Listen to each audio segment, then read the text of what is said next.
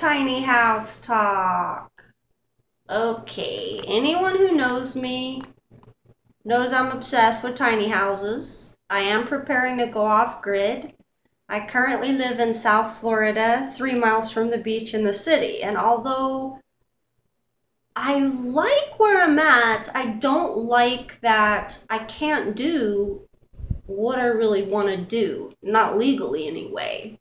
So I've been shopping for property and checking out all kinds of areas, and I tend to prefer a subtropical climate, staying within the climate and planting zone of 9.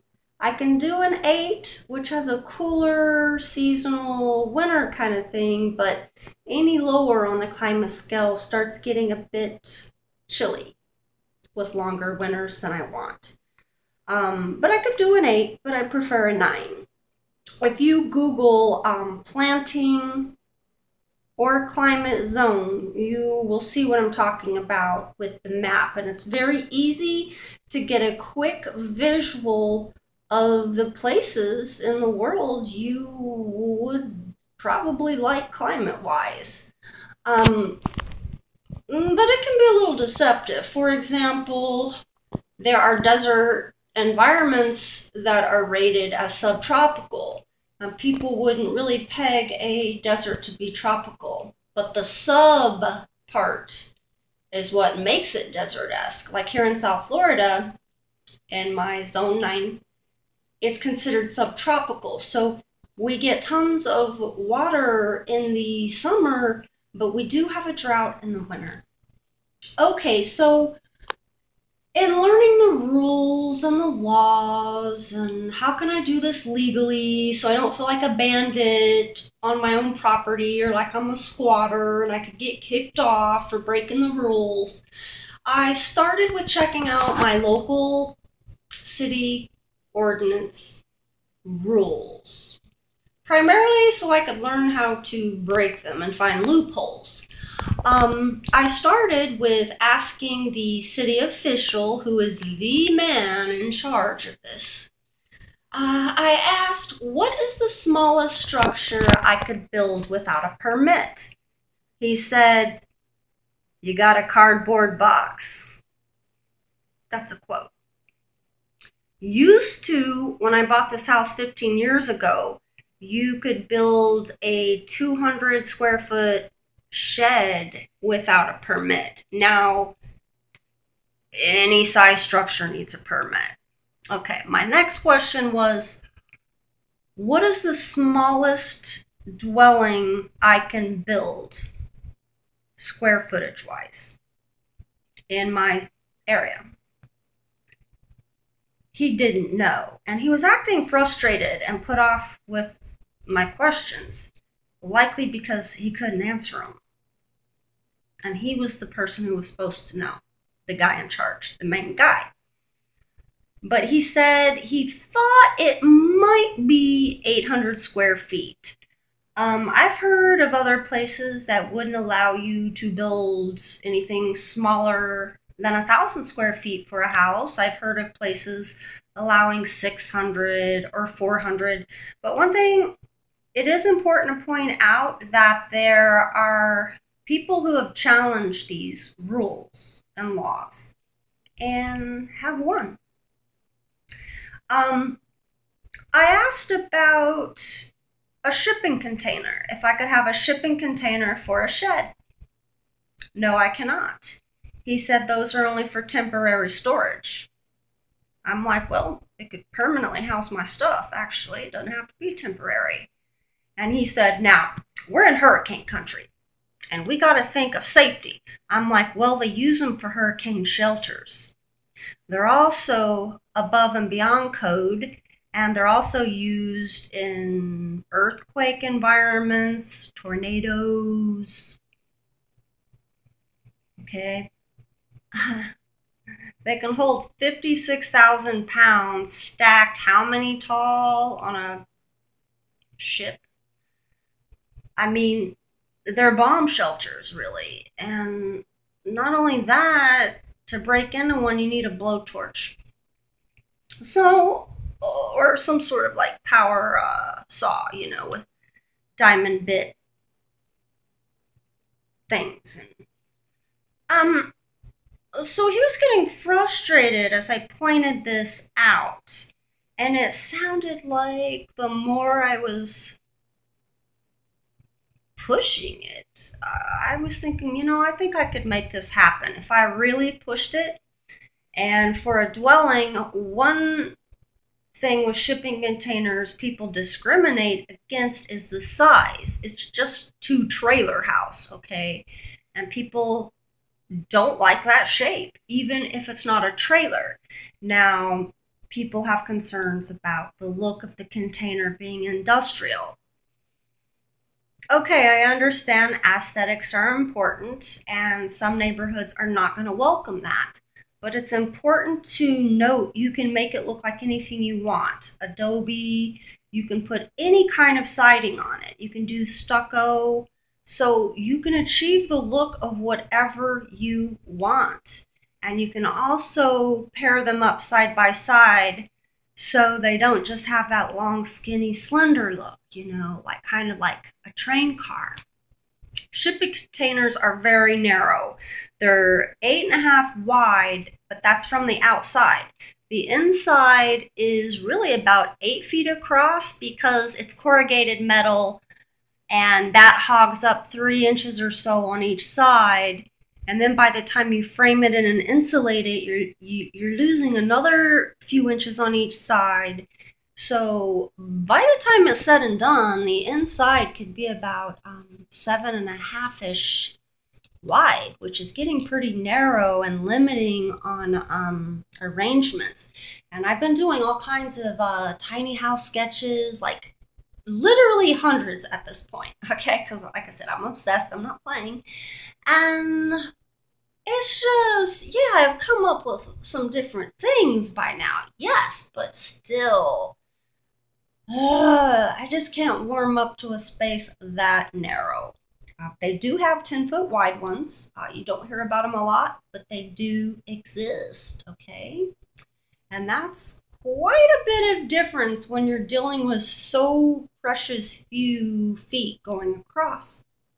Now, with tiny houses, there is some dispute on the size to where it's officially a tiny house. Now, a lot of people consider it 400 square feet or less. Ultra, ultra tiny are these 86 square feet one. They're 8.5 wide, 10 feet long. I mean, there's walk-in closets and bathrooms as big or bigger, but that's beside the point. That those people, it's working for them or not, but they're minimalists. You would have to be, and if you're not, you're going to become one. But see, that's not for me. That's too tiny, too tiny. Road rules for a tiny house if you are going to, you want to move it around, enjoy different scenic areas for a while, or you're illegal because you're too tiny, so you're going from driveway to driveway or whatever, right? But the road rules are 8.5 wide, that you can take it on the road now with no permit. Anything wider than that, you do need a special permit. Also, there's a regulation on the length from the nose of your automobile pulling the trailer to the tail end of the trailer. And forgive me forgetting, but it is 70-ish in length. My truck is 18 feet, so that hogs up almost 20. And once you would include the trailer hitch tongue and everything, there's a couple feet. So you can see how the footage does add up.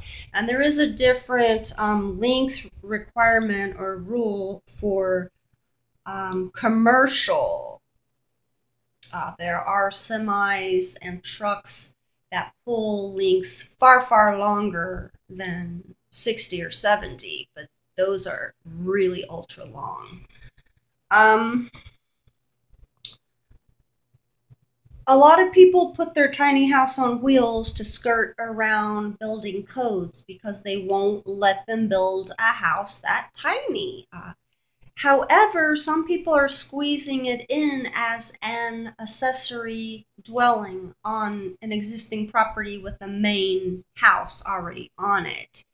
So, but again, there are some people who own their own homes already, and they're doing a tiny house in the back as an accessory dwelling, and they are renting out the big house. So that is one way people have gone tiny with their houses and have done it legally. But let's not stop there like that's a huge victory. What we really want is for people to be able to legally build a home on their property of a size that is not ridiculously big. I mean, look, who is Uncle Sam to tell me I need 800 square feet? Right now, just sitting, I'm taking up about 2 square feet, if that, okay? The most space I take up at one time is when I'm sleeping. I'm 5'4.5", and I'm about 15 inches wide, okay? So if I sleep with my arms to my side, 6-7 square feet. If I spread eagle, it's not even that big. I'm just saying, like, how much space can you be in one given time? It's just absurd that the government could regulate the size of your house. I mean, I understand code and rules for safety of construction, but because it's small doesn't mean it has to be an eyesore or unsafe. But they do tax you on square footage, okay? There's some other things they factor in, but size is a big thing. So they want your house to be big. Of course they do. They're going to charge you more. So this is why some people are putting their houses on wheels to skirt around this problem. But then they do have to rely on people, friends, that they can park on that person's property or something like that. And when they're not owning their own property, they often have to pay someone rent just to keep their tiny house there. And even though that might be less money than renting an apartment or a house or something, or a mortgage payment, it's still money down the tubes you'll never see again. My goal, my property will be paid outright, and I don't want to be paying anyone rent. Now, another problem is with tiny houses on wheels and mobile homes and RVs, they force you to live in a trailer park. Now, I'm not attacking trailer parks, but one problem is the lots are so close together, even in the cutest, most adorable parks that are well kept with really nice amenities and cute little homes. But the value isn't there on trailers when you go to resell. Okay, it's like a car. It depreciates in value once you drive it off the lot, so to speak. It's not like a permanent structure on a cement foundation. Now, one reason some people go with mobile homes is because they save money on property taxes. So they may be taxed on the property, but not really the home because, well, it's a mobile home. So people can save money like that sometimes, but that's if you leave the wheels on. If you take the wheels off, guess what? Now you're going to be subject to permanent housing property tax, and it's going to go up. There's interesting rules on the size of the mobile homes as well as the RVs. Let me tell you a couple of the differences. Okay, with an RV, it is registered, you know, like a car, and you need insurance on it like a car. Another thing is, being it can be driven or pulled by an auto, you can crash your house. Your house could get stolen, you know. The RV rule at this time is this. Well, 400 square feet or less. It cannot exceed that.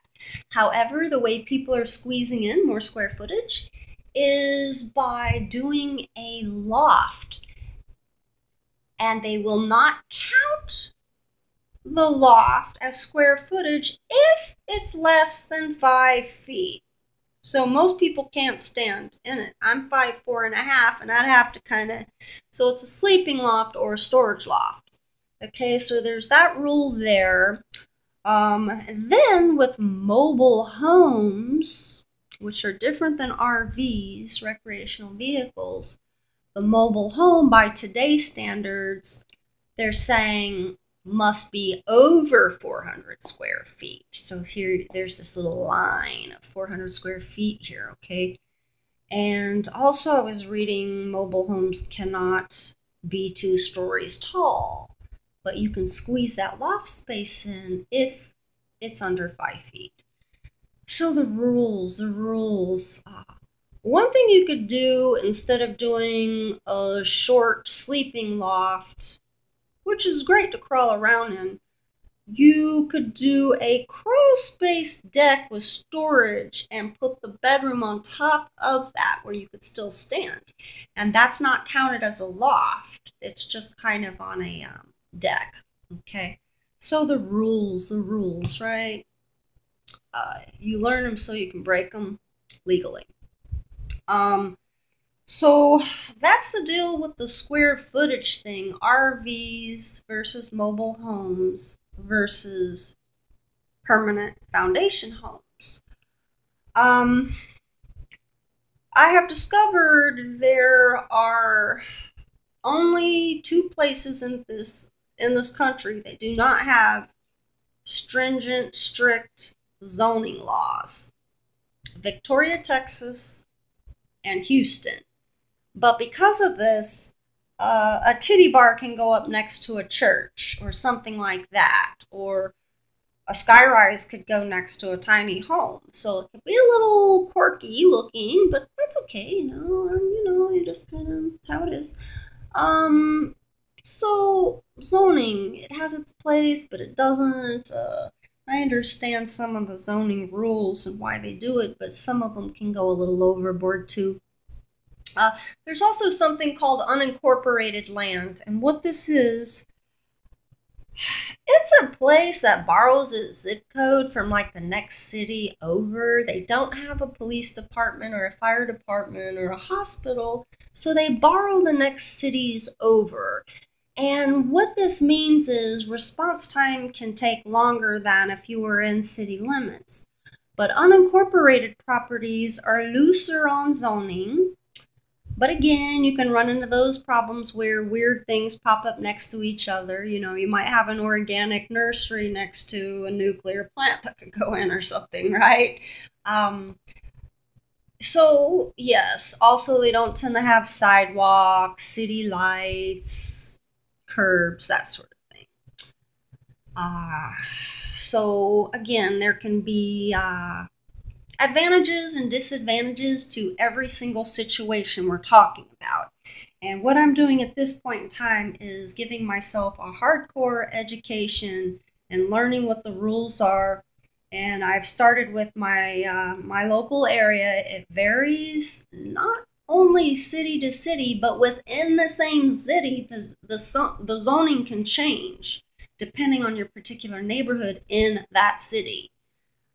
So this is just how it is. So it's really like you, if you're considering buying property, you first need to go to the city and find out what you can do. If you can have a water well, if you can legally collect rainwater for potable use, which means indoor use. In Florida, well, actually, in the entire United States, it's illegal to collect rainwater everywhere for potable indoor use.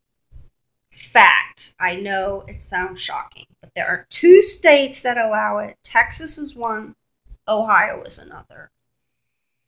Who the fuck owns rain? Uncle Sam? They want you to pay for their chemical poison water. And then on my meter, my water meter, there's an outgoing meter. So they'll know if you're cheating, okay? They'll know if you're cheating because they can see the intake and then the exhaust and waste. People have told me they don't have an outgoing meter. Yes, they do. In my area, it's straight up on the utility bill. It will tell you the gallons that went out into sewage. Fact.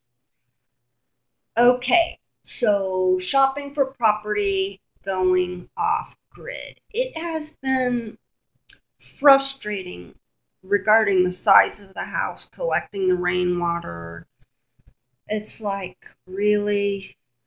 Now, there are some places that do not enforce this hardcore, you can't collect rainwater thing, okay? But you're going to have to figure that out on your own, and I'm not going to make you any promises by pointing out some places, but I'm just saying it looks like some places might kind of, like if you're out of the city limits, you're going to be more likely to get away with it and no one will say anything. But really, with some of these things, you just have to do it anyway. You just got to do it behind their back. I'm sorry. It's true. Now, when it comes to having the city consider your proposal on a tiny house you want to build, one thing with that is nice matters. Okay, these officials have all of the power. They can say yes, they can say no, and it could boil down to who's in charge. You want to get along, be friendly, do not go in there with your guns drawn. Okay. Also, you may want to propose how what you're trying to do would benefit the community. Also, place great emphasis on the aesthetic attractiveness of your dwelling, okay, and that it can be seen as an adorable, charming asset to the neighborhood instead of some shack-looking eyesore, like some sort of refugee camp. I'm just every day researching different places, finding out their rules, their laws, property taxes, finding out the hidden expenses to living in places, because there are hidden expenses. Some places, what is it? They don't just charge for your car registration. It's like a luxury tax or something. So there's some weird stuff that might be unexpected to some of us. Also, something to keep in mind that states that have no income tax that sounds great, but they tend to have higher property taxes to make up that difference. So the property owners absorb that. So a no income tax state might be better in your working years when you're raking it in, but when you come to retire, you might want to venture to a place with lower property taxes that does have a state income tax. But one thing to point out about property taxes, the places I found with the cheapest property taxes in the country, I don't want to live. They're the Bible Belt. Sorry, I'm not doing it. I did a lot of growing up there, and I'm not going back to that. I like cultural diversity. I'm not into rednecks, extreme right-wing conservatives. I'll pass. I like more progression, and, back to cultural diversity comes a lot of open-mindedness and more education, frankly. So, yeah, I'm not feeling the hillbilly thing at all, and I'm an out-of-the-closet atheist, and that won't go over well. So when you're searching for your property, you do need to consider if the community will support you, your lifestyle. Are you going to end up with a burning cross on your lawn or a Molotov cocktail through your window? And, it's just, these things go on. I know. So, lots to consider. I'm very adaptable. Every place has its trade-off. All places have their share of natural disasters. I've lived in Tornado Alley with flash floods. I've lived in earthquake country and hurricane country. They all can kill you. Earthquakes are unexpected. There's no warning Tornadoes, they put the warnings out. Flash floods too, but if you didn't catch wind of that warning, well. Hurricanes, you have time to plan, but boy, that's some heavy duty stuff. Yeah, so all places have their share of natural disasters. Here in South Florida, we have sinkholes. We have Sinkhole Alley over on the Gulf side, starting at Tampa on up. Rising sea levels. It's real. It's not a theory. It's already happening and can be measured. If you want to argue it, go right ahead, but I wouldn't buy in a flood zone. There's no way I would invest my money in that. And yes, some of the properties are very cheap, but there's a reason why. You're in a flood zone. I also don't want to live in a filled-in swamp. I'm not a swamp person, and it feels so wrong. So these are the kinds of things I'm looking at. With a rise of sea level of 1 foot, the water comes in another 1,000 to 1,500 feet. Understand that. And in a place like where I'm at, it does not take much at all. Another problem we have are encroaching seawater into our freshwater aquifer. And you can't drink that water, and it's coming up through the ground, okay? It does not take long in Florida to start digging and hit water. You hit water very, very early. And it's not hard to drill or dig here with limestone and sand. So, these are the things. I was curious about how fast the sea level rise and stuff like that. And there's different contradictory claims and theories, but it's a matter of time. If my area goes underwater in my lifetime, that might not happen. But I think during my lifetime, we will be seeing the result of it continue. They're already seeing it in Key West. It's measurable and it's obvious, especially to the people who've spent their lives there. They'll tell you the change just in their lifetime. They're not imagining it. Okay? They're not imagining it. This isn't propaganda to scare you or, you know. One thing about sinkholes, they can be naturally forming, but there are a lot of them happening that are man-induced. What will happen is this.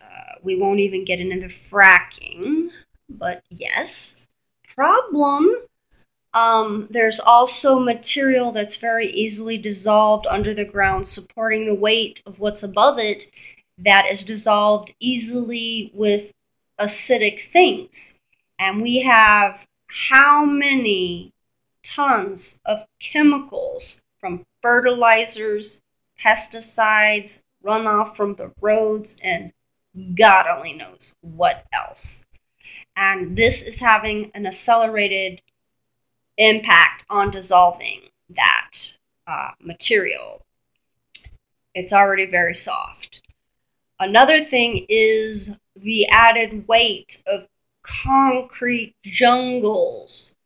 Look at some of the maps that have sinkholes pegged or flagged out, reported sinkholes, and some of them are in very heavily populated areas. Is that a coincidence? You know, not necessarily every time, but just saying. Sinkholes are terrifying. I thought they were just these little depressions. Oh, look, the ground sank in a bit. No, we're talking caverns the size of football fields opening up into the depths of hell where you cannot see the bottom. It is the most frightening thing I have seen in my life. When I started researching it, I'm like, why didn't I know about this? Like, I didn't get the memo. Like, this has been going on this whole time, but I didn't know to be afraid. Now I'm like avoiding sinkhole alley, okay? Not filling it at all. And you've all probably heard the story about the hole that opened up and swallowed the man who was sleeping in his bed. And it ate his house as well as him. And they never found him. Okay. So, property search. It continues. I'm frustrated. I'm finding the property tax situation is kind of high everywhere, really. Income, state tax or not. And it's becoming, people are so used to getting gouged that when they get screwed, they're feeling like they're getting a good deal anymore. And they go, oh, it's cheap. And I'm thinking, I don't know. Yeah, so it's all relative. I just think people are getting way less for their money. One ridiculous thing about California, and you know, Southern California is primarily a desert, okay, and they are so jam-packed in on top of each other, and they have had to sprawl out to the outskirts of the desert, right onto the border of Death Valley. You will pay property taxes there, what I pay here, 3 miles from the fucking beach in the subtropics, with lush plants, things growing year-round, coconuts, bananas, citrus. It's wonderful. And it's a barren desert, and they're having a drought there, even for desert standards. And the elements are so extreme in some of these deserts, you can die within a short period, like hours, from exposure to the elements. And what some people don't realize is it's not always from heat exhaustion. It can be from hypothermia, because it can get very cold at night, even in the summer, because of the high altitude and elevation. And I'm not into extreme climates where if I were to break down, I can die in a couple of hours. No, I'm not feeling it any more than I want to live in blizzard country. No, and if you end up being homeless, pick a nice climate, you know? I mean, just saying. So that's that, and I thought, you're kidding me. These people are living on the brink of Hell's Door, Death Valley, paying comparable prices to what I bought for my house. It used to be dirt cheap, but you see, they're not making any more land, and it's becoming so sparse now and urban sprawl that now even desert lands become costly. This is amazing. I'm discouraged. I will tell you that. So, right now where I'm at is just feeling like a better and better deal, to tell you the truth. Like I said, I like my location. I just don't like that I can't legally do what I want. But I'm hell-bent on trying to make this happen in an urban setting where I don't have to live in the boonies. So, I will wrap this up, and please feel free to comment any ideas you have or your own experiences or theories on some loopholes we could attempt or whatever to get more tiny houses in and legally without living in a trailer park, okay? What sucks about trailer parks, too, is even if you own the lot, you still pay a fee every month. I'm not doing that. In the same way, when I bought a house on a permanent foundation, I avoided homeowners associations. I am not paying anyone a couple hundred at least just to be there. Even if I own my property outright, you have to keep paying them. I know someone that does that, and they don't even mow his lawn. But, you know, oh, they have a tennis court. He doesn't play tennis. Oh, they have a swimming pool. Oh, he doesn't really swim either. Oh, it's a security community. Not really. The code is the same code that gets you into all those residential communities in that area. Lake 5253 star 5253. It'll get you in any one of them over there. is not secure. So it's a joke. Alright, so that's where we're at today, and it looks like the man is just getting greedier and greedier, and it's harder for people to make ends meet. And that's why they're going tiny house, they're trying to save money, simplify their lives, um, and doing it all legally. And it's like we're outlaws, we're tiny house outlaws.